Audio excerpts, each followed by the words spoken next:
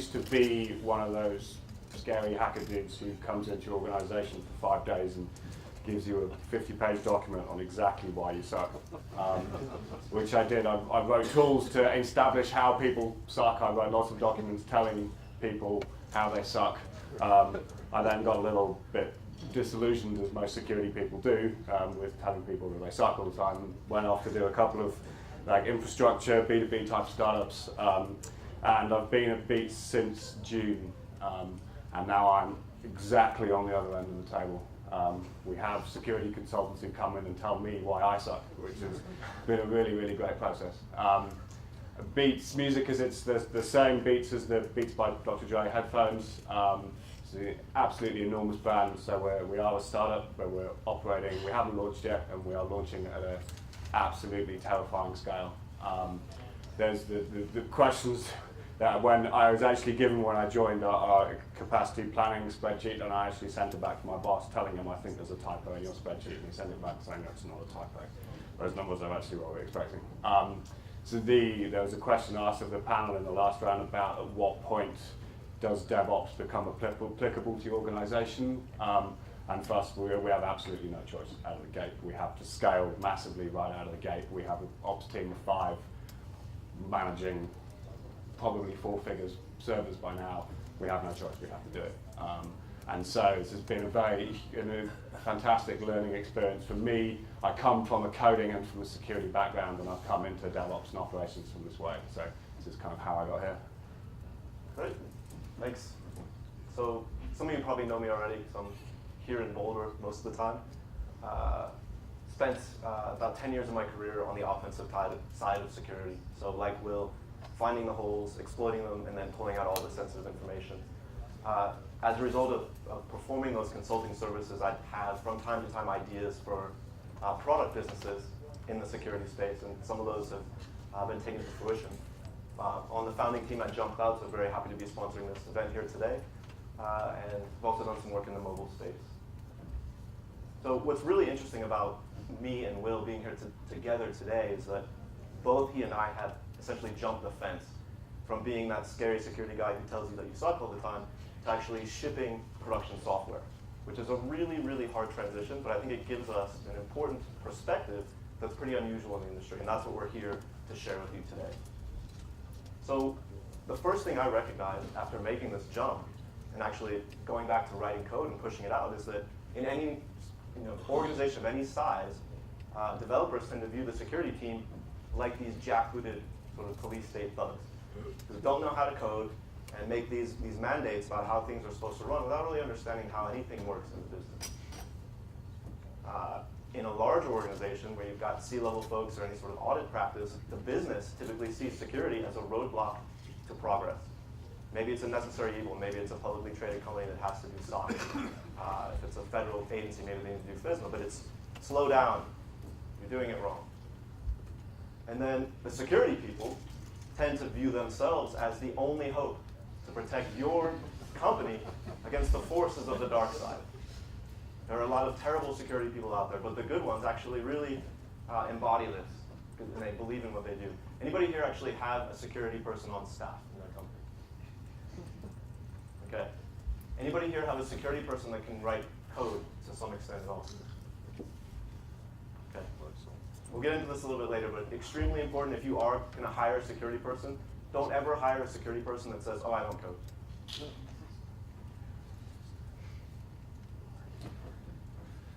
Right, so as a consultant, you're on site for 2 weeks, you come in, you look at things, you have a look at how things are put together, you compare against your metrics of this is the right way to do things, this is the wrong way to do things. You have right, wrong, it's great. Once you're on the other side, and all of a sudden, we're bringing on a new geographical area that we're supporting, and we have to bring online 400 servers, 400 VMs, 400 physical servers, and they all have, we haven't yet launched. Even after we launch, we're going to be deploying extremely rapidly. That means incredibly rapid change, incredibly fast response times. And there's a key concept within security, which is the attack surface, which is essentially the number of things that a hacker can use to compromise your network. and you want to minimize it. So you want to, what your firewall does is it minimizes the amount of spots that your attacker can see in your network. You want to minimize, if you only want to use one web server, preferably throughout your organization, because then you're only vulnerable to things in that web server, not to two different web servers. Anyway, reducing your attack surface is a key concept, and this is essentially completely antithetical to web-scale businesses, because web-scale businesses, we're using huge amounts of servers, we've got very rapid change, and the big scale, we were talking about this at lunch, is you're using a large amount of third-party code and services. You're using a lot of libraries, you're trusting a lot of third-party services on the internet to do typically very, very important things for you. And so, a lot of the times, and the reason why we got together to do this talk is we realized that what we do now, a lot of the motivations and the drivers are exactly polarizing against the security mindset that we were doing before. So, this is the humbling thing. I don't know, David does exactly the same process, is you spend your time, wielding your lightsaber and learning the great things, and being able to hack boxes is great, and you go in and call yourself a silly little hacker name and you think it's fantastic, and then you get into an actual production, shipping, product organization, and you realize you don't even make the top 3 worth of most important things. So security is important, like it's good not to get hacked, but actually in comparison to like features, would you rather have new features that your customers have been asked for, or would you rather postpone those features and be secure? Probably features. Would you rather have stability? Certainly, stability is probably, I think, the second most important thing. If nothing, in my experience, upsets customers more than the thing going down, especially repeated when they're not warned about it. And the most important thing we talked about in the panel is actually shipping it, like getting the damn thing to market. A wonderfully secure product that's not made it to market is useless. Now, I'm going to ask a question here because I've asked this a few times and nobody has yet managed to provide me an answer. Can anybody, please just shout out if you think of one, can anybody think of a company that has failed because their security is bad?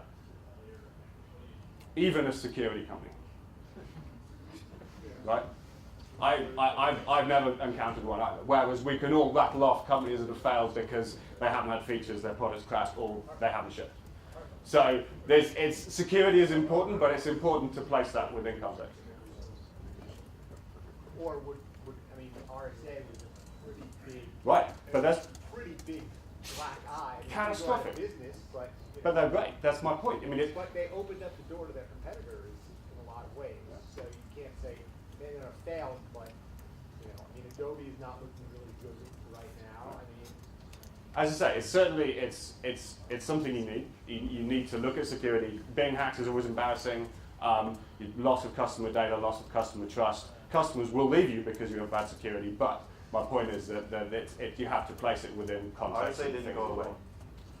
Bit9 didn't go away. There was a credit card processor in Arizona that shut down. Lava bit.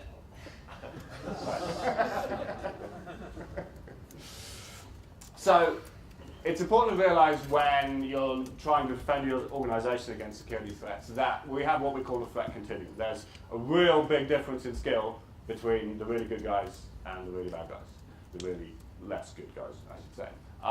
And again, this is obviously a continuum, but I'm going to use 3 examples, top, middle, and bottom, to represent these guys, talk about the different ways we can use to combat them. Now, the elite, as they style themselves, except they use numbers and exclamation marks and things to call themselves, if they are targeting your organization, they are writing custom code to get into your network. They're using 0 days, which are unpublished exploits, so things for which the vendor is not aware and it's not patched. They're using advanced persistent threats, which means that once they get inside your network, they're going to install custom software on your network so that they can get back in if you kick them out again. To defend against these guys requires an enormous amount of effort, both like upfront and ongoing. You need anomaly-based intrusion detection systems, so things that are looking for normal data traffic and finding exceptions in there. So, strange, that box doesn't normally talk to that box. If that sounds like something that generates a lot of false positives, it does. It's a complete nightmare because your product is changing all the time, and all of a sudden, that's strange, that's new, but that's because it's a new version in the product. You need real-time monitoring, which of course we've all been talking about anyway, but real-time monitoring and response to security threats. You need dedicated people who do nothing else. In general, you're talking about a very, very high level of effort and inconvenience to try and combat these people. So next, the kind of middle of the scale, I call these people the talented. So they're using typically public vulnerabilities, so vulnerabilities that have been published in the literature and on the mailing lists. Typically vulnerabilities that have had exploit code posted publicly. They will be scanning your website and your own code, but they'll typically be looking for well-described categories of vulnerabilities. So SQL injection is a common one, and they will be hitting weak passwords. So defending against these guys is a lot easier. You need to audit your code at least once in a while. You need to get testing, and number one, you need to patch your servers on a timely basis, and you need good passwords. Right? This is the standard security 101 stuff that everybody's been talking about forever. And on the bottom level, you have what I call the kiddies. And these used to be 16-year-olds in Russia and Brazil who would hack people's networks for fun. 16-year-olds don't really do that anymore because they've discovered they can do it for profit instead. So typically nowadays, the low skill level people will come at you through automated exploits. So a vulnerability is published and an exploit is published. Somebody will write up a script that will scan the entire internet for instances of that vulnerable version of that web server and will hack those automatically without ever seeing you. Much, much easier to get past these guys. Basic password management, timely patching, and you can often get by hiding your systems, hiding your server agent strings, because if the automated system doesn't find you're vulnerable, it doesn't care, it's just going to move on to the next place. It's not going to keep trying a more sophisticated level of attack. So the important thing is that, to realize with this curve, is that defending against the really good guys is many, many, many times harder than defending against the bad guys. They're defending against the less skilled guys, I should say, because they're all bad guys. And typically there's a reflection point somewhere in the middle, which I like to call the sweet spot. Now the critical part of this curve is accepting that as a startup or an early stage organization, you are not going to defeat all the hackers, you're not going to. And this means that there is a reasonably high probability that you're going to get hacked. This is a scary thing for a security person to say, look, you're going to get hacked, deal with it. Right? Because it's if you've ever had a security problem come in, they will not tell you that. Typically speaking, they'll come in and say, here is the list of 1,000 things you must do in order to be perfectly secure. And you're never going to get that. You have to balance this against the other things you have to do with your organization. And I wrote these down because I ran through this morning and couldn't remember it after 3 times through. I found typically the things that we do that represents a good balance are, the big thing is deploying patches automatically. The DevOps helps you with that enormously. You have to do that. Password management, good passwords, absolutely key. Code auditing is very, very, very valuable. It's very valuable to get a security person to come in, look at your code, and say, look, these are the ways in which it sucks, essentially. Find someone who says it a little bit better than that, probably. But we've had a huge win from that. Not only finding bugs in that version of code, because typically you've got another version coming out tomorrow and another version coming out the day after that, and you can't audit all of them, or your security guard will be there all the time. But once the audit is done, it's very important to feed that information back to developers and to co-opt that knowledge into the development process, because then the developers are doing that stuff automatically, and you don't need any more auditing. But you should still have it every once in a while. IDSs are intrusion detection systems are very, lots of security companies will come in and try and sell you intrusion detection systems. They're a fantastic piece of hardware. They can do this, they can do that, and that. Often you end up wasting more time watching the logs of things that are potentially trying to hack you than you do actually fixing any problems. If you can find intrusion detection systems that pick low-hanging fruit, so very, very obvious problems, failed logins, weird application crashes, vulnerable versions of software that you're running. Maybe there's one of the co-sponsors of this conference can provide you with something like that. Who knows? But typically, reduce the amount of effort you have to do and find low-hanging fruit. Don't try and catch everything. That's key. So, as I say, accept you will be hacked, and this changes your whole security perspective, because the traditional security perspective is you want to prevent people from hacking your system, and that's true, but we would say that you are going to be hacked, and so your perspective changes, and instead you want to talk about how do we recover. The key is survivability for the business, not whether an attacker has got in on a Monday morning and is out by Monday afternoon. Classically, security-wise, that's a disaster. We're saying, actually, survivability and recovery is much more important than prevention. So, we have a problem, right? We have to accept that our systems are going to be hacked, and we have to focus on how we're going to recover. We might have a very complex, many servers, heterogeneous architecture, multiple data centers, lots of components talking to each other, dealing with a lot of complexity. So we have a problem. But we're used to problems because we're dealing with pre-launch startup or post-launch startup, and we have a lot of problems that we're dealing with. And actually, there's a whole bunch of other things that we're doing. So creating this complex architecture. You know, we have, whatever, like 1,000 servers, give or take, and so we can't just build those manually because we only have 5 guys. So it actually turns out that solving the problems of, thank you, I'm getting slightly ahead of the slides here. Solving the problems from these problems, solving the rapid scaling and the heterogeneous architecture, the rapid change, the solution is actually the same to your security and recovery problems, which is automation. I went on about automation this morning. I'm going to go on about it a little bit more. How do we recover? Let's get the slides again. So basically, we're in a situation where we've got to ship the product. The architecture is complex. The product is complex. The business demands features. And we know we're going to be hacked. So fortunately, by using automation, we can solve both our architecture and development and operations problems and our security problems at the same time. So if we look at what are the core principles of this DevOps movement, we see, oh gosh, this is just applying Agile to operations. So it's not rocket science. It makes sense. I believe that after what you've seen today, everybody agrees that this is sensible. Infrastructure as a code. Infrastructure as code makes perfect sense. It actually helps solve a lot of your security problems. When we compare what the core principles are of DevOps, what the core principles are of security, or the traditional security mindset, it looks like there's not a lot of overlap there. The security guy doesn't trust anybody. He wants everyone to have the least amount of privilege required to do their job, doesn't care how slow it's going to make everything. And he wants to limit change, whereas the DevOps guys want to push production code 100 times a day. So is there any overlap? When we look at it side by side, it doesn't look like it until we look at this bottom part, where both the security guy and the development and operations team recognize that to compete in the modern environment, they must automate. So automation is the common thread that ties the modern security mindset to the modern DevOps mindset. And this is where we see that pushing code to production several times a day, how can that be better for security? If I'm pushing 10 or 100 times a day, is there anybody auditing that? Manually? No.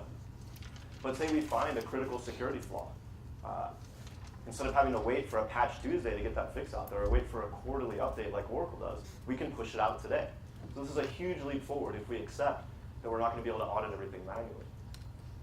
Infrastructure as code is a big win because as security people, we would always find inconsistency as an avenue for allowing us in. Inconsistent because humans were responsible for building individual servers. Now that the servers are code that's checked into your version control, that problem just goes away. How many people here use Chef? A few? Anybody use Cucumber? Chef. So this allows you to basically build tests into your configuration management.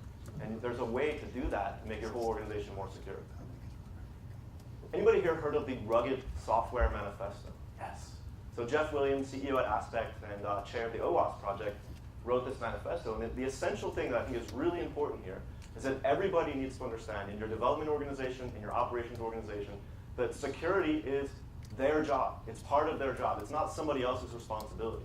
By adopting this rugged mindset, understanding that your code is going to be attacked, it's going to be in production for longer than it ought to be, and understanding that it's not someone else's responsibility to have a defensive mindset, will push you far forward in terms of building sustainable code that's resilient.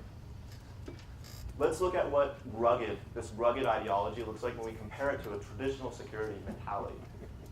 The old jackbooted security guy is really toxic to a lot of organizations. He slows you down. He tells you, no, you can't do it this way. He tells you that you suck. Whereas rugged looks to verify that the quality is there. It's a positive affirmation that you're doing it right, rather than somebody who doesn't know how to code telling you that you're doing it wrong. So doing rugged DevOps is hard. Why is that? Well, on one hand, we've got a lot of unreviewed code coming in. The dev teams are just pushing code all the time. We've got untrusted data coming in as well from both our customers and our partners, our API providers that maybe process our credit card transactions or give us geolocation information or serve ads. We don't have, there's a trust boundary there inside of our app that we don't have the time to validate manually. So this makes maintaining the stability of your complex environment difficult and also makes assigning responsibility when we have problems challenging. And that's where metrics come to the rescue. I was loving this last panel where the guys up there were talking about, we want to catch our problems before our customers do. This is ultimately important for doing DevOps right. So we're looking at mean time to detect. How do we know that we've got a problem? And it shouldn't be because your phone's ringing or because support tickets are flowing. You should detect this stuff yourself. And then once you've found that there's a problem, what's your mean time to resolve? These are the key metrics for rugged DevOps. So let's say you've been hacked. You've discovered you've been hacked. Let's hope you've discovered it through your internal monitoring. How fast can you rebuild? So let's say you have no idea how deep an attack has penetrated within your state. You could spend a whole bunch of time auditing each individual box to see whether it's been hacked or not, but that's going to take you a whole bunch of time and you have no idea what else is going on during that time. So typically what we're going to want to do is rebuild the environment. Typically, like a security person will never recommend you fix a box. They will recommend you purge the box with fire and rebuild it again from the ground up. No, sometimes literally, depending. I don't know. So going through these things kind of from easiest to hardest. Your configuration is hopefully all managed by Chef or Puppet. You push out new configurations all the time, at least every release, possibly more often. Hopefully that should be very easy to rebuild. Your critical servers. You're probably using virtual machines. You hopefully have an automated server build. You can push those out relatively quickly. You want to spin up 10 web servers. Hopefully you can spin up 10 web servers. Your network infrastructure. Now, often we start to run into problems because we've talked about infrastructure as code. My experience thus far has been that software-defined networking is not yet ready for web scale. We are still using hardware boxes for load balancing, for switching, for routing, so automating those things is in my experience a lot harder. That's often the key problem, a key issue, and that has implications in terms of your security posture. Hopefully these things are changing a lot less often than your DevOps as well, than your service and your applications. So you may find that you want a slightly more traditional security posture on your networking infrastructure because you can't change it, you can't rebuild it as rapidly. Databases and data. This is a big problem for us at the moment that we're trying to deal with. Our catalog database is about 100 to 120 gigs. That's not so bad. Our streaming data repository is 300 to 400 terabytes. So restoring that into a production environment is problematic. Thankfully, our data is relatively clean. It doesn't have, it is metadata about tracks of music. There's very little that an attacker can do to get within that and screw up the rest of our infrastructure.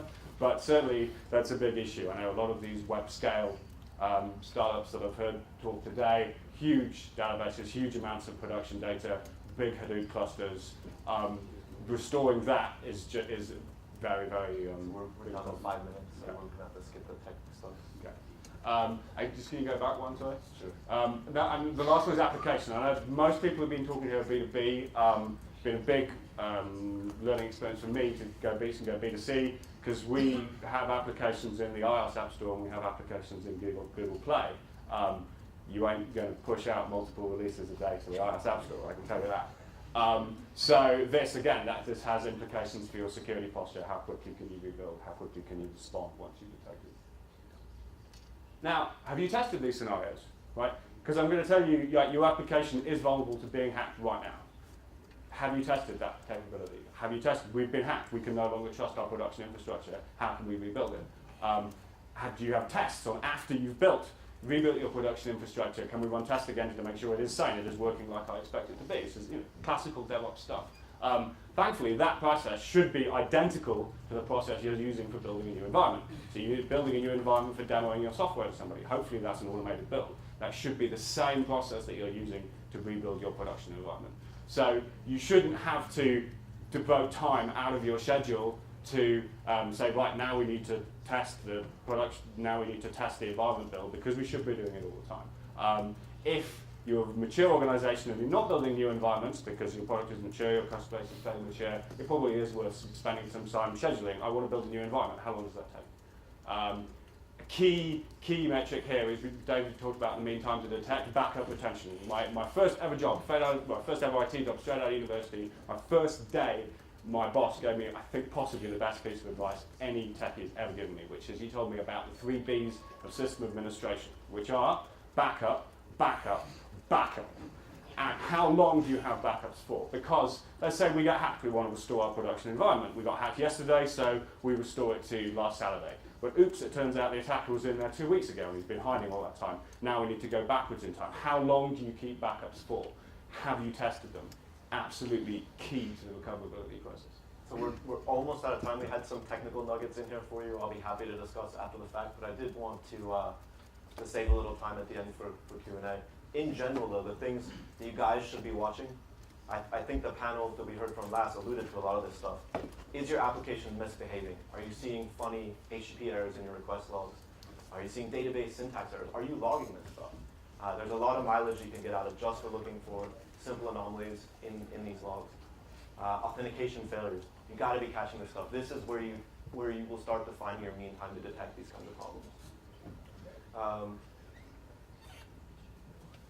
Security is not a binary event. This isn't something that, unless you happen to get DDoS by all of Anonymous on one day. Security is something that happens continuously, and the probing that you feel is continuous.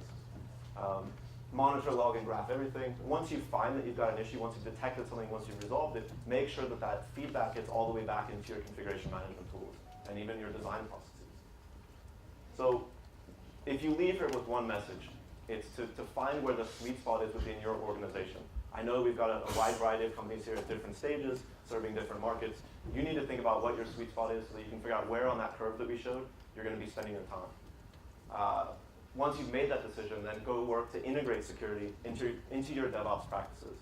So test-driven development around security goes a long way. And if you do, I know that some of you have retained third-party auditors come in and do pen tests or audits for you. Make sure that the outputs of that end up being tests that you can run to make sure that you don't make the same mistakes twice. And then with your recovery procedures, test these as well. It's not good enough to just have them in place. If you haven't tested them, they don't exist. So thank you very much. If there's any questions, we'd be glad to take them right now. Got time for about one. Okay.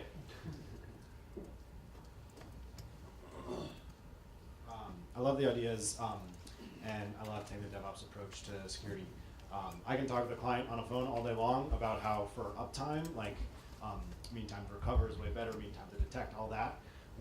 It's hard, I don't have the confidence to say, to then apply that to security when we're kind of going through that in-depth stuff and saying, oh yeah, we will get hacked. It's how we recover from it, right? So right. I was wondering if you guys, I think, have envisioned that eventually being successful, that if you really, I think if you can the really past commit couple to of that. years have shown that everybody will get hacked. There have been enormous organizations that have been breached. The head of the NSA came out and said this: we can't protect DoD itself. So you don't want to go around telling your customers, oh yeah, we're going to get hacked, but when it happens, we're going to do great. But I think that your customers have been desensitized to the breach, and not they've received their password resets from LinkedIn, from all these other social network sites. They understand that this stuff happens. I think the best way you can go on the offensive and sort of meet the customer halfway around security is to have a really good security page on your website that talks about what you do. And it shouldn't be just that you use SSL. It should talk about the fact that security is a core part of your organization, and you basically make it a point to keep security top of mind because you value your customers' data and you recognize that you'll lose their trust if you drop the ball. All right, we're out of time. Thank you so much.